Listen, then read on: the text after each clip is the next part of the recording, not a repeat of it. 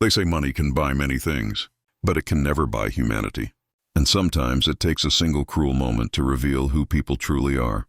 On a cold Monday morning in downtown Manhattan, a woman no one paid attention to stood at the entrance of First National Bank, a place she herself had founded 45 years earlier. Her name was Violet Washington. But that day, no one would recognize her as the billionaire owner of the very institution they worked for. Because today, Violet was dressed as someone the world loves to ignore. Pause. Ambient sounds of city traffic, footsteps echoing in marble halls. She wore a worn-out gray coat, its seams frayed from years of imagined hardship. Her shoes were scuffed, her hair tangled beneath an old knit hat, and in her trembling hands, a plastic grocery bag filled with papers, a sandwich wrapper, and an old wallet.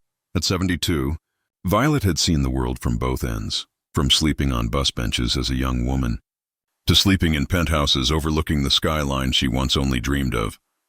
But this morning, she wasn't a billionaire. She was a test, a mirror, for her own employees. Shift tone. Inside the bank, lively chatter fades to awkward silence.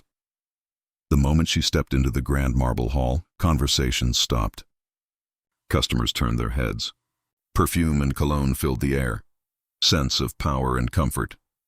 And somewhere in the corner, the faint sound of polished heels approached. Jessica Miller, the 28-year-old branch manager, spotted her from across the lobby. Her expression twisted into disgust before she even spoke.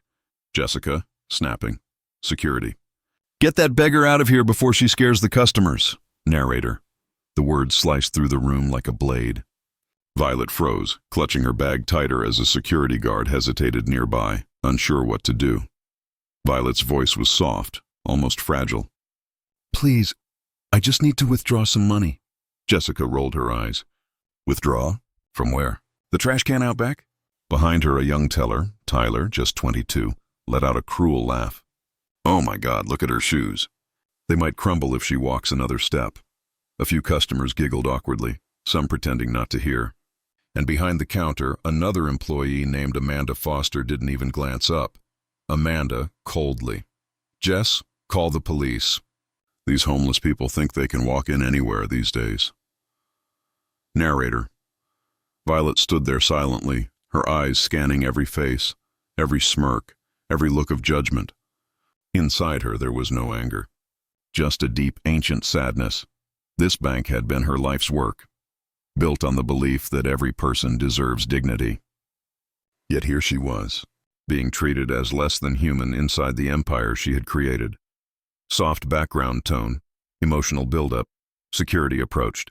A large man, uneasy and reluctant. "Ma'am," he said quietly, "you need to leave." "This is for customers." Violet lifted her head, her eyes steady now. "I am a customer.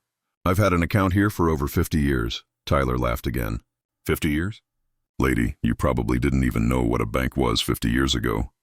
Jessica smirked, typing on her computer as if Violet didn't exist. "Auntie, please, go find a shelter. We're busy serving real clients." Narrator, somberly. They didn't know that the woman standing before them owned the ground they walked on, that the marble floor beneath their feet had been laid because of her dream. Her sweat, her sacrifices. They didn't know that the very paycheck they depended on came from her signature, and they didn't know. They had just made the biggest mistake of their careers. Violet looked toward the ceiling, where discreet black security cameras recorded everything. Then she spoke softly, almost to herself. "Very well. I'll handle this another way." She turned, walking slowly toward the exit. Jessica's voice rang out behind her. "And don't come back. Next time we'll call the cops." The glass doors closed with a quiet click, and with that sound, 3 people had just signed their own resignations. Scene shift. Outside. Ambient city sounds resume. Narrator. Under the July sun. Violet took out a sleek iPhone from her coat pocket, a small detail the employees had completely missed. Her fingers moved with quiet precision. She dialed a number only 5 people in the world knew. "Marcus," she said calmly. "It's me. I need you at the 5th Avenue branch. Bring the blank resignation forms." Pause.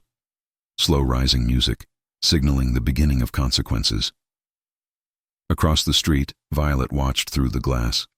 Jessica was laughing again, mimicking her hunched posture. Tyler was filming an Instagram story, another day saving the bank from undesirables. Her hard work earned security first. The video already had likes pouring in from colleagues. Amanda was typing into the employees' WhatsApp group. "You missed the show today." Jess kicked out a beggar pretending to be a customer. Narrator. Inside, the laughter echoed. Outside, Violet stood in silence, her reflection staring back at her from the window. It reminded her of a time long ago, a time when she was the one humiliated, dismissed, treated as invisible. The daughter of a cleaner and a doorman, she had known what it meant to be looked down upon. At 16, she had sworn that if she ever had the power, she would build something different. A place where no one would be judged by their appearance. And now, her own creation had become the very thing she fought against. Soft transition. Footsteps approach. Miss Washington. It was Marcus Thompson, her trusted advisor for 15 years. He was tall, composed, and carried an aura of quiet respect. "I got your call," he said softly. "The papers are here." Violet didn't look at him right away. Her eyes stayed fixed on the bank entrance. "Marcus, do you remember why we started the financial inclusion program?" "Yes, ma'am," he replied. "To make sure low-income people had equal access to banking. It was your first initiative when this was just one small branch. And our mission statement?" Marcus smiled faintly. "Where every person is valued, regardless of their background. It's engraved at the entrance of all 847 branches." Violet nodded slowly. "Interesting. How some people choose to ignore that when it no longer benefits them." Her voice was calm, but Marcus knew that tone, the voice she used before making decisions that changed entire companies. Cut to inside the bank again. Jessica on the phone. Jessica was calling the regional manager. "Mr. Davidson, sir, we need to increase security. These homeless people are getting bold." One even claimed she's had an account for 50 years. Davidson laughed. 50 years? She must have been 5 when the bank opened. "You did the right thing, Jessica." Tyler joined in. "I posted it on LinkedIn about how we keep our standards." "It's blowing up. 200 likes already," Amanda chuckled, typing into her phone. "My mom always says, 'Tell me who you hang out with, and I'll tell you who you are.' We can't normalize these types of people." Narrator, serious tone. They laughed, proud of their cruelty, unaware that every word, every laugh, every post was being recorded, not just by the cameras, but by the very woman who had given them their future. And soon, she would take it back, soft instrumental builds, suspense and dignity mixed. Back on the street, Violet turned to Marcus. "Marcus," she said firmly, "I want service reports from the last 6 months. Cases of customers denied service or treated poorly. And audit their social media. Every post that disrespects the bank's values." Marcus hesitated. "Do you plan to fire them immediately?" Violet's eyes narrowed slightly. "No, firing them is too easy. I intend to teach them, and the entire institution, a lesson that will echo for generations." Pause, solemn tone, because sometimes justice isn't loud. Sometimes it walks quietly, dressed like a homeless woman. That evening, as the city lights flickered across Manhattan's skyline, Violet Washington sat alone in her penthouse office, 47 floors above the noise she once came from. Outside her window, glass towers glowed like stars. Below them, people hurried through puddles and traffic, faces tired, eyes hopeful, the same people her bank was built to serve. And yet, inside her own institution, cruelty had taken root. Keyboard clicks. Papers shuffle. Violet pressed a button on her desk.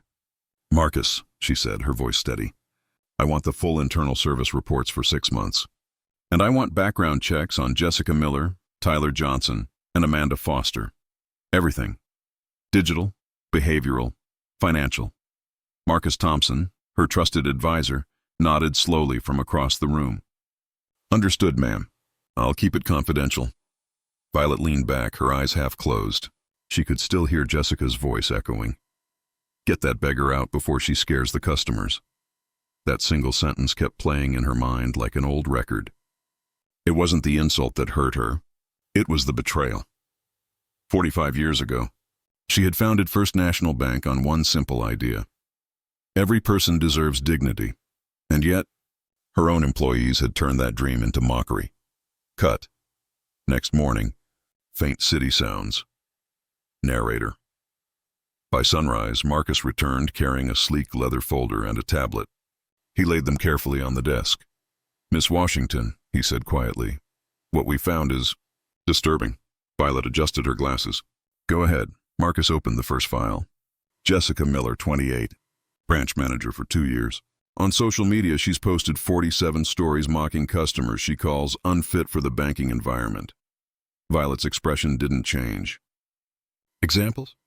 Marcus scrolled through photos, screenshots of people Jessica had secretly taken inside the bank.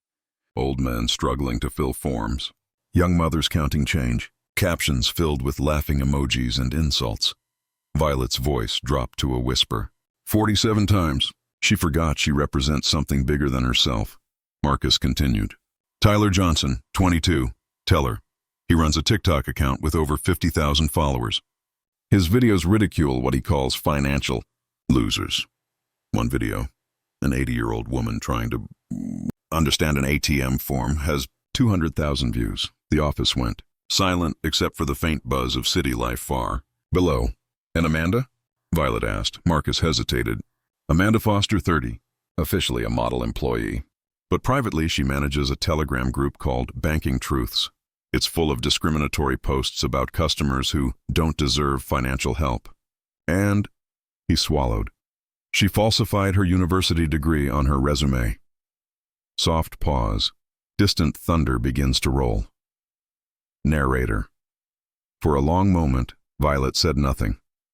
She stood and walked to the wall where a single-framed photo hung, the first branch she'd ever opened in 1978.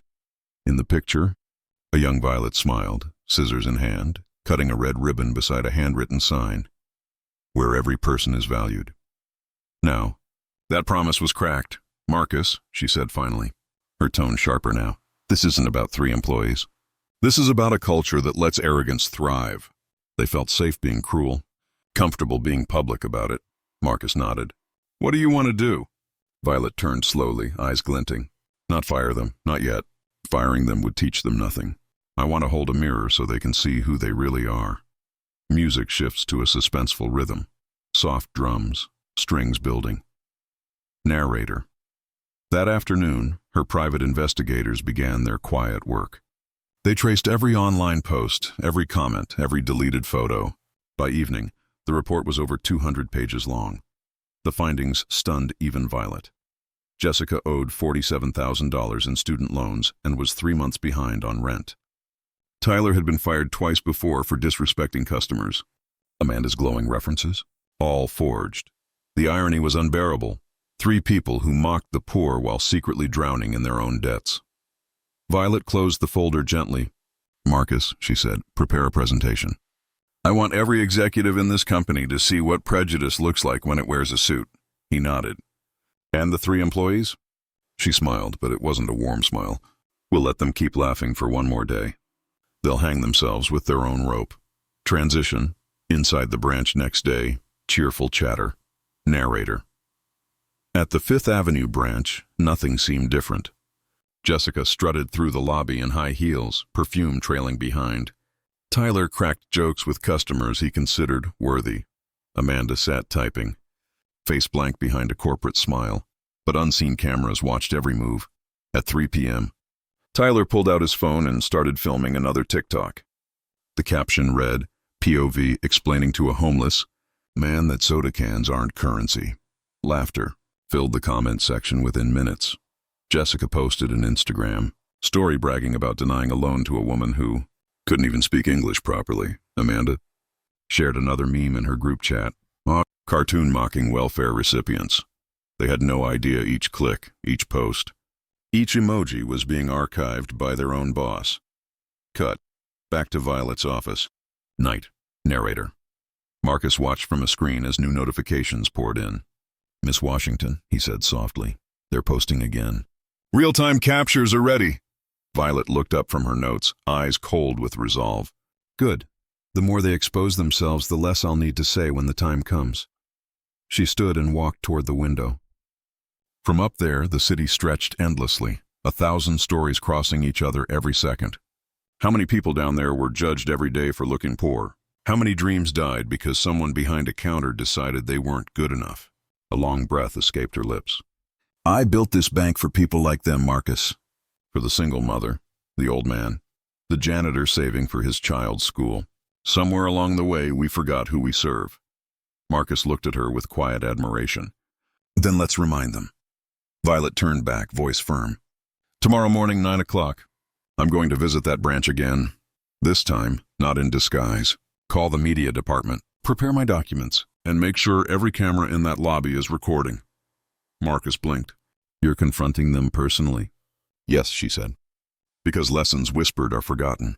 But lessons witnessed last forever.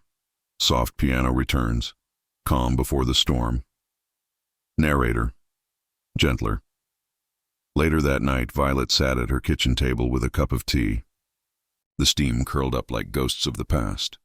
She thought about her mother, a cleaning lady who once cried after being turned away from a bank for looking too poor. She remembered her father, a doorman who always told her, respect isn't something you demand, baby girl. It's something you give even when others don't. Those words had guided her entire life. Now she would make sure they guided her entire company. Violet glanced at the clock. Midnight. Tomorrow would change everything. She whispered to herself. They laughed at a homeless woman. Tomorrow they'll learn who she truly was. Music swells, a blend of strings and slow drums, anticipation rising. Narrator. Across the city, inside the very same branch. The three employees still laughed about the beggar incident. Jessica scrolled through her phone, basking in likes. Tyler rehearsed new jokes for his followers. Amanda typed in her group chat, mocking customers she would meet the next morning. None of them knew the black limousine already scheduled to arrive. None of them imagined the cameras ready, the legal teams waiting, or the founder herself preparing to walk through those same glass doors again. Fate was polishing its reflection in the very marble they'd mocked her on, and when the sun rose over Manhattan, Justice would walk back into that bank, wearing an elegant navy blue suit and the calm smile of a woman who already knew how the story would end. Morning in Manhattan always begins the same way, a chorus of engines, coffee cups, and ambition. But this morning something different stirred in the heart of the city. Something no one at First National Bank could sense coming. As the clock struck 9, a sleek black limousine rolled up to the curb. The driver stepped out, his gloved hands opening the back door. And there she was, Violet Washington, not as the frail old woman from before, but as the woman the world knew. Regal, composed, wearing a deep navy suit with gold buttons that caught the light like tiny suns. Her hair was neatly styled, her eyes calm and unreadable. The small crowd outside the bank turned to look. Some whispered, some pointed, realizing who she was.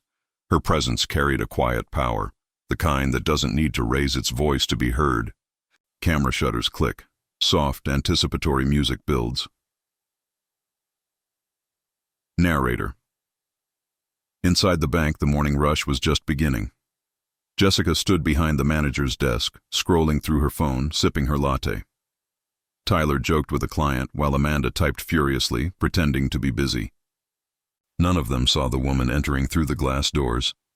The security guard straightened immediately. "Good morning, Miss Washington," he said, eyes wide. Jessica froze. The name struck her like thunder. Wait, what did he just say? She whispered to herself. Tyler looked up, confusion turning to disbelief. Amanda's fingers paused mid-keystroke. It couldn't be. Music slows. Suspense tightens. Narrator, slower, dramatic. The same woman they had mocked. The same woman they had laughed at for her old coat and grocery bag was now standing in front of them, radiating authority and grace. Jessica's lips parted, but no words came out. Tyler's smile vanished. Amanda's confident posture collapsed into silence. Violet walked slowly toward them, her heels clicking against the marble floor like a ticking clock. Each step echoed a question they didn't know how to answer. She stopped near the reception desk, the very spot where they had humiliated her days ago. Her calm eyes swept over the room. "You must all be very busy," she said softly, her voice carrying through the silence. "I'd hate to interrupt your important work. Her tone wasn't angry. It was calm, almost too calm, which made it even more terrifying. Jessica stammered, "Miss Washington, I didn't realize—" Violet raised a hand gently. "No, Jessica, please. Let's not start with excuses. We'll have time for that soon." The music fades to near silence. Only a low heartbeat of tension remains. Narrator. By now the staff had gathered, whispering. Customers paused mid-transaction. Phones went still. Everyone could feel it. Something monumental was about to unfold. Violet turned to Marcus, who had entered quietly behind her, carrying a slim tablet and a folder. "Marcus," she said, "please begin recording.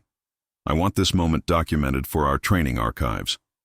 He nodded, tapping the record button. Jessica swallowed hard. "Training?" she whispered, eyes darting nervously. Piano chords, steady and deliberate. Narrator. Violet looked around. "Do you know why I came here today?" she asked. Silence. Tyler tried to smile. To inspect the branch, ma'am?" A small laugh escaped her, and soft, bitter. "Inspect? No. I came to remember. To see what my dream had become." Her gaze moved from one employee to the next. "When I built this bank, I wanted it to be more than a place for money. I wanted it to be a sanctuary of respect, a bridge between the fortunate and the struggling. Because I've been both." Her words hung heavy in the air. "I started this bank," she continued, "with $50 and a promise to my mother that no one would ever be turned away for looking poor." Jessica's mascaraed eyes began to glisten. Tyler looked down, his hands trembling slightly. Amanda avoided eye contact altogether. Soft flashback piano plays, faint echo of memory. Narrator, gentle. Violet took a slow breath. "I came here last week dressed like someone you might not respect, and what I saw broke my heart." The room seemed to shrink. "You didn't know who I was, and yet that should never have mattered. A person's worth isn't defined by what they wear or what they carry. It's defined by how they treat others, especially when no one is watching." Jessica's lip quivered. Tyler's face paled.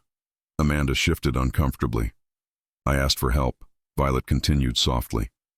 "And what I received was laughter, condescension, and rejection, not from strangers, but from my own family. Because that's what I thought we were here. A family."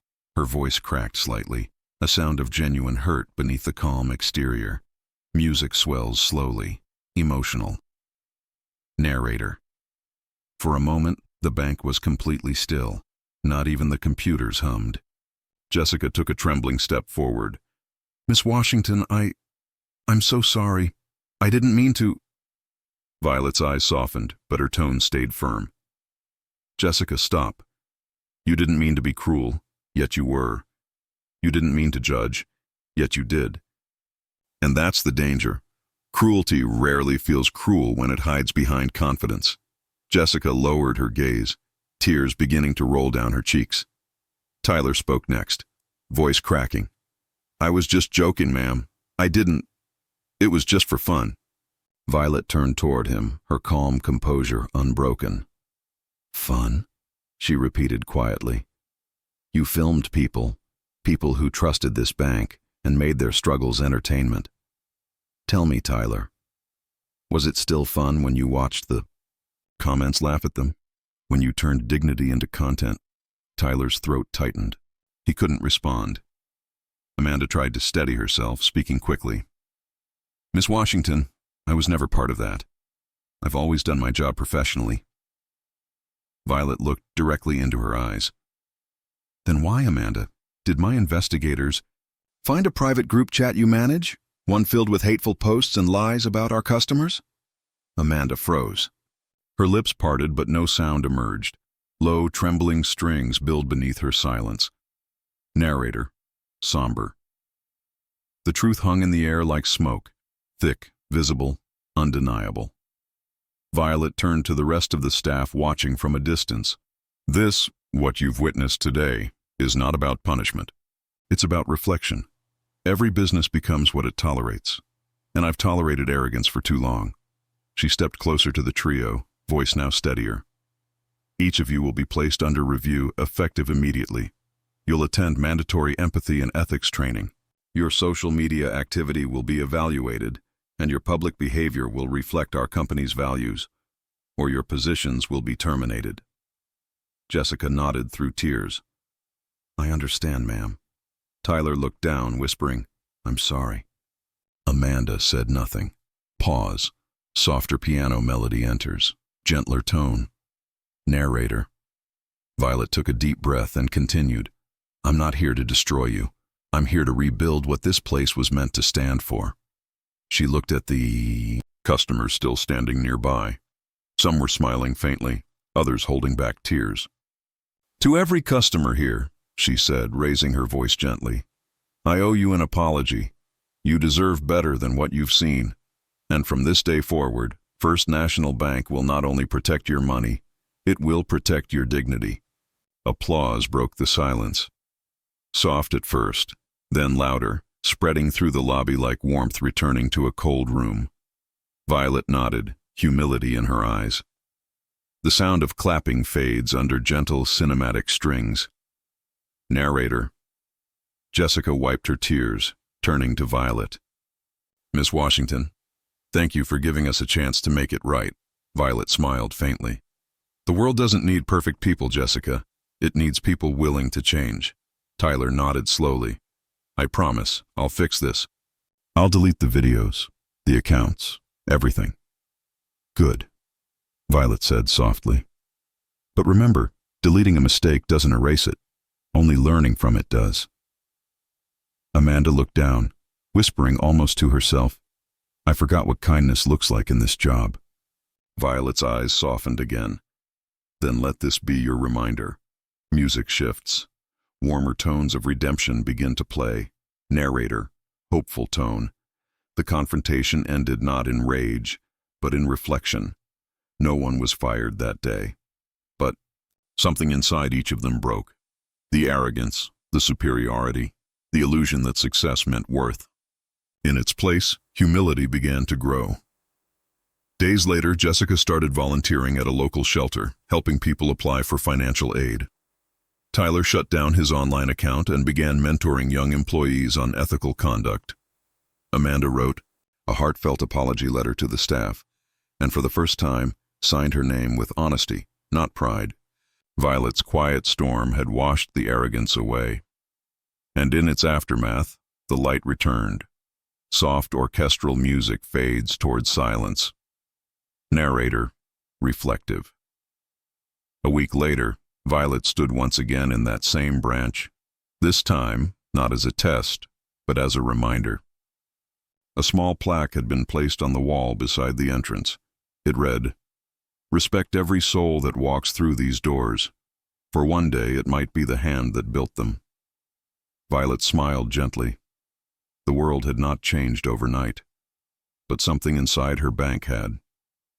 And that, she thought, was a good beginning. A week had passed since Violet Washington walked into her own bank disguised as a stranger.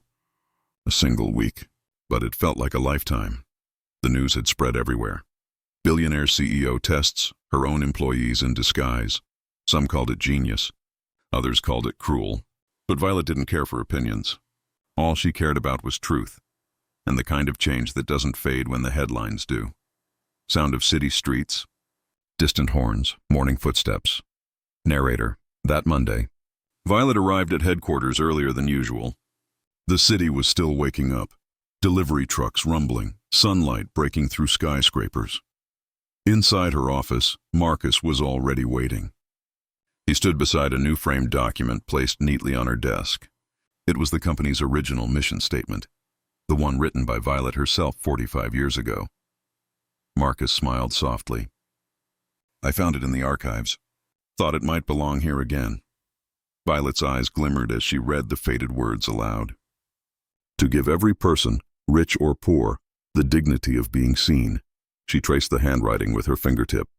I wrote that when I was 24, she murmured. Before I learned how easy it is to forget your beginnings. Marcus nodded. You remembered, ma'am. And now, so will they. Music swells slightly. Calm orchestral background. Narrator. Violet looked out her window, the skyline bathed in morning light. Below, people hurried to work, unaware that the woman watching from above once walked the same sidewalks with empty pockets and heavy dreams. For a moment, she saw her younger self, the girl who wore secondhand shoes and dreamed of fairness. And she smiled. Then, a soft knock at the door. "Come in," she said. The door opened slowly, and there stood Jessica, Tyler, and Amanda, no longer wearing arrogance like armor, no longer the same people who had mocked her. Jessica clutched a small notebook, her voice trembling. "Miss Washington, may we have a moment?" Violet gestured toward the seats. "Of course, please." They sat. Nervous, humble, human. Quiet piano continues underneath dialogue. Narrator.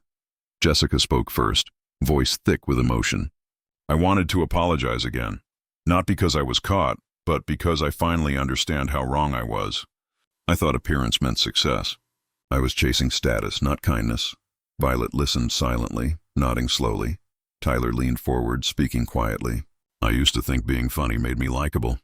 But after seeing those videos again, I realized I wasn't being funny. I was being cruel. I deleted everything, but I can't delete the shame. I just want to make it right." Amanda took a deep breath. "I lied about my degree because I thought being perfect mattered more than being honest.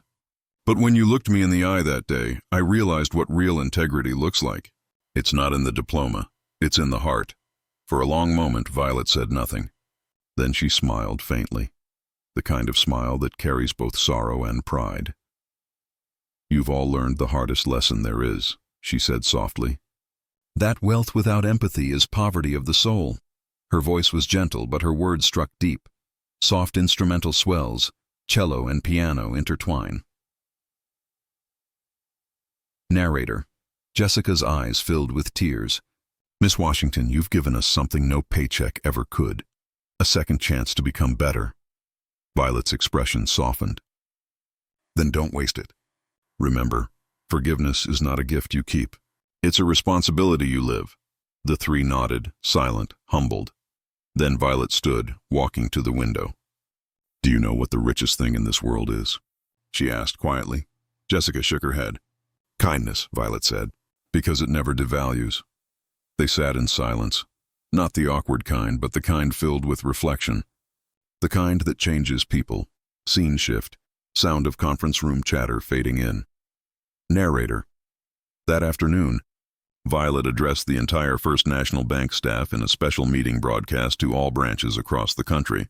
The auditorium was full, hundreds of employees waiting, cameras ready, journalists taking notes. When she walked on stage, the crowd stood in applause. But she raised her hand gently. "No applause today," she said softly. "Today we listen." The lights dimmed slightly as she spoke. "When I founded this bank, I had nothing, not even confidence. All I had was belief. Belief that one act of kindness could change the course of a person's life." Her voice echoed through the hall. "But somewhere along the way, we started treating humanity like a transaction. We measured people by income instead of intention. We replaced compassion with convenience." A hush fell over the audience. Music transitions into emotional strings and soft piano chords. Narrator. Violet paused, then continued. "I disguised myself not to trick anyone, but to remember what it feels like to be invisible. And what I saw wasn't failure. It was a warning. A warning that we are forgetting the soul of our purpose." Her eyes moved across the room, meeting faces filled with guilt, empathy, and thought.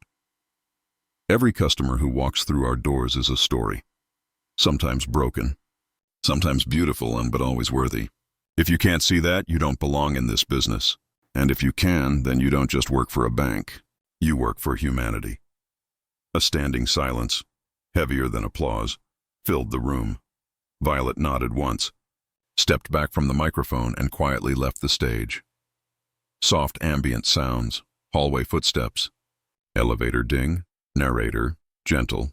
As she walked down the corridor, Marcus caught up with her. "Ma'am," he said quietly, "that was beautiful. You changed more hearts today than any policy ever could." Violet smiled faintly. "Maybe," she said. "But change isn't proven in words. It's proven in how we treat the next person who needs us." The elevator doors opened. "Going home, Miss Washington?" Marcus asked. She shook her head, eyes distant. "No," she said softly. "I'm going to visit my mother's grave. I think she'd like to know her little girl finally kept her promise." The elevator doors closed. Sound fades. Transition to soft outdoor ambiance. Wind and birds, narrator, warm tone. Later that evening, Violet stood at the small cemetery just outside the city. The sky was painted gold by the setting sun. She knelt before a modest headstone that read, "Eleanor Washington, a heart too kind for this world." Violet brushed the dust off the stone and whispered, "I almost forgot what you taught me, Mama. But life has a way of reminding us where we came from." She placed a single white rose on the grave. "I saw myself in those young employees, lost in pride, chasing approval. But I remembered what you said. When the world forgets kindness, be the one to remind it." Her eyes glistened as the wind carried her words away. Soft instrumental theme rises. Closure tone. Emotional build. Narrator. Back at the bank, changes began quietly but surely. A new training program was launched. Human before banker. Customer satisfaction soared. Employees began volunteering together at shelters, community events, and schools. Even Jessica, Tyler, and Amanda became mentors, teaching others what they had learned through humility. The viral scandal that once shamed them turned into a global lesson on compassion. And Violet? She stepped back from daily operations but remained the beating heart of her creation. Every Friday, she visited a random branch, not as a boss, but as a woman with a story to tell. Sometimes she came in plain clothes again, and this time no one dared treat her like a stranger, because they had all learned. Respect costs nothing, but it changes everything. Final piano theme builds toward resolution. Calm, inspiring, narrator, final tone, slow, emotional. Years later, when Violet Washington finally retired, she left behind more than a fortune. She left a legacy written not in numbers but in kindness. And on the wall of every First National Bank branch across the country, one quote was framed under her name: "Wealth is not measured by what you own, but by the hearts you've touched." Her story became legend, a reminder to all who heard it that greatness is never in power or profit, but in the quiet choice to be human when no one expects you to be. Because in the end, the measure of a soul isn't how high you climb, but how gently you reach down. Years passed. Seasons changed, buildings rose higher, faces came and went. But the story of Violet Washington, the woman who disguised herself to test the hearts of her own people, never faded. It became a case study in universities, a lesson in leadership conferences, and an unspoken guide for young dreamers building something from nothing. Her name turned from a symbol of power into a symbol of principle. And while her hair grew silver, her heart only grew brighter. Sound of distant laughter, children playing. Narrator. Every Saturday, Violet would visit the community park she helped rebuild in her mother's memory. She'd sit on the same wooden bench near the fountain, wrapped in a simple shawl, feeding pigeons and greeting strangers who never realized who she truly was. Sometimes, small children would run up to her with ice cream dripping down their fingers, and she'd laugh, helping them clean their hands. Sometimes, struggling parents would sit beside her, speaking about bills, jobs, or hope. And Violet would listen, really listen, the way the world once refused to listen to her. In those quiet moments, she felt wealth in its purest form, not the kind written on balance sheets, but the kind that lives in connection. Narrator, gentle tone. One autumn evening, as leaves painted the park gold, Jessica appeared again. No longer an employee, now the director of community development. She approached Violet with tears in her eyes and a smile of gratitude. "Miss Washington," she said softly, handing her an envelope. "We renamed the scholarship fund.